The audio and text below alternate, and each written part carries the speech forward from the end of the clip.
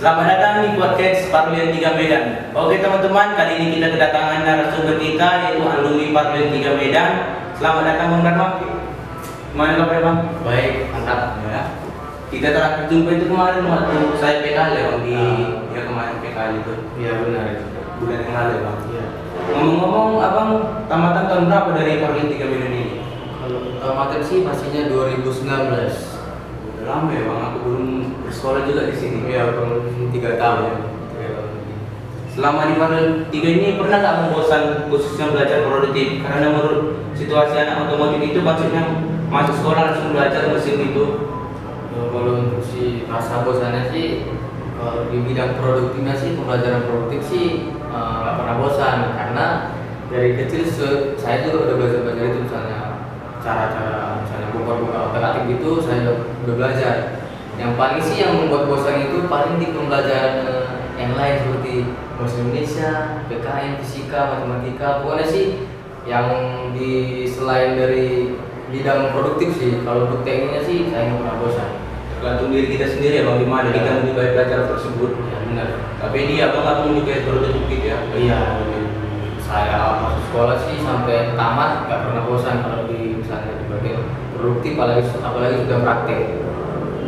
Selama Abang di Parlian 3 ini saya dengar Abang juga murid yang berprestasi. Prestasi apa yang Abang dapat di Parlian 3 ini? Oh, kalau untuk prestasi sih dari juara kelas sih nggak dapat. Selalu dapat dari peringkat 1 sampai 3 pasti dapat. Dan puji Tuhan juga di LKS di tingkat sekolah juga saya selalu juara 1. Dan juga sih bersyukur juga bisa membawa nama baik sekolah di tingkat Kota Medan. Itu kemarin saya mungkin di kelas 3 saya itu untuk lomba LKS-nya di Kota Medan, dan selesai di Kota Medan se-Sumatera. Dan itu sih belum rezeki kita masih bisa membawa nama sekolah itu di juara 5. Ya. Nanti mungkin adik-adik lah nanti yang bisa lebih meningkatkan lagi proses pembelajarannya untuk nanti bisa tampil di nasional nanti.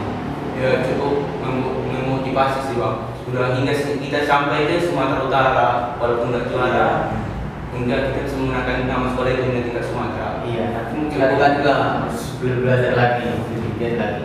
Cukup menarik ya Bang. Kita nanti dulu Bang, minum dulu. Biar kita sedia ya.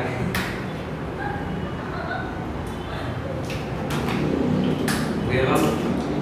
Tapi setelah Abang mendapatkan berpresentasi itu, Abang sekarang bekerja di mana?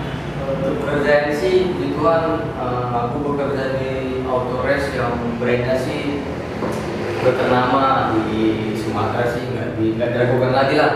Tapi untuk nama sih gak usah lah, kasih ya. Ya tentunya pastinya ya di bengkel resmi, dan itu brandnya pasti bagus. Tentunya wajib ada anak PKL kita, anak PKL di Parlian di situ. Pasti ada.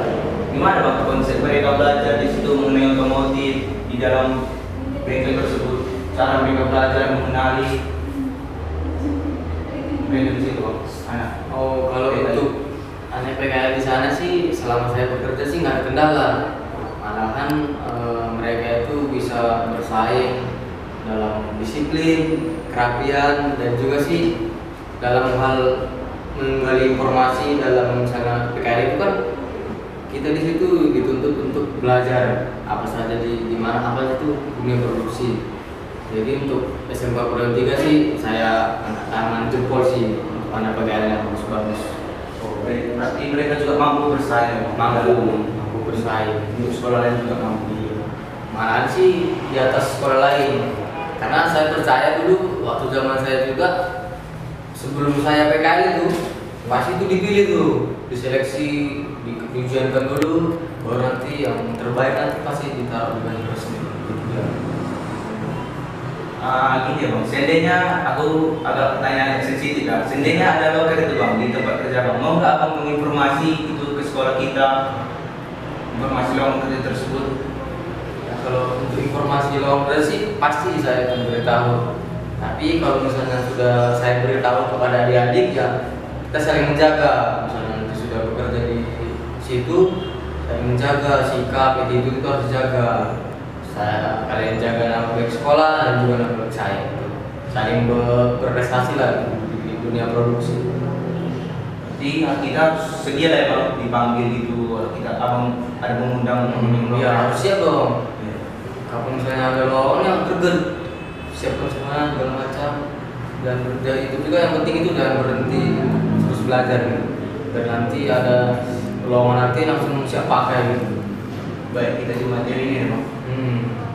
Nah, dari abang tadi datang ke sini, bagaimana kondisi perubahan SMK Pabrik 3 kita Medan ya abang? Ya. Kalau saya sih udah 3 tahun, kurang lebih 3 tahun nggak kesini sih, tapi untuk lihat dari saya dari masuk sampai ke belakang tadi sih luar biasa perubahannya, banyak perubahan sih dari di bidang anak-anaknya, disiplinnya banyak perubahan dan juga perkembangan sekolahnya banyak perubahan. Dan saya juga sih ikutin dari Facebook SMK Pabrik 3 itu di media sosial, lihat anak-anaknya itu didiknya itu sih rapi-rapi, semakin disiplin lagi istilahnya. Apalagi kalau baris upacara itu, wah itu bulat-bulat semua, mantap.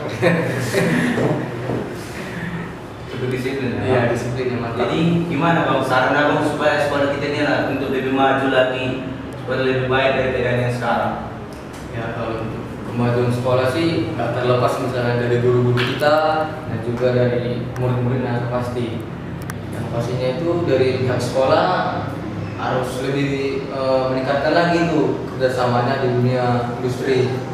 Karena dimana kalau misalnya dunia SMK tanpa ada hubungannya ke dunia industri sama aja bohong. Kayak bangunan atau fondasi pasti rubuh. Jadi kalau udah ada sekolah kita bagus, tambah lagi ke dunia industri bagus, pasti anak-anaknya, anak didiknya sih pasti cepat bekerja dan sekolahnya pasti meningkat lagi. Oke lah bang, pertanyaan saya sudah habis, cukup abang sudah memotivasi kami semua dari awal abang sekolah sini hingga sukses. Terima kasih bang, semoga semangat ya bang.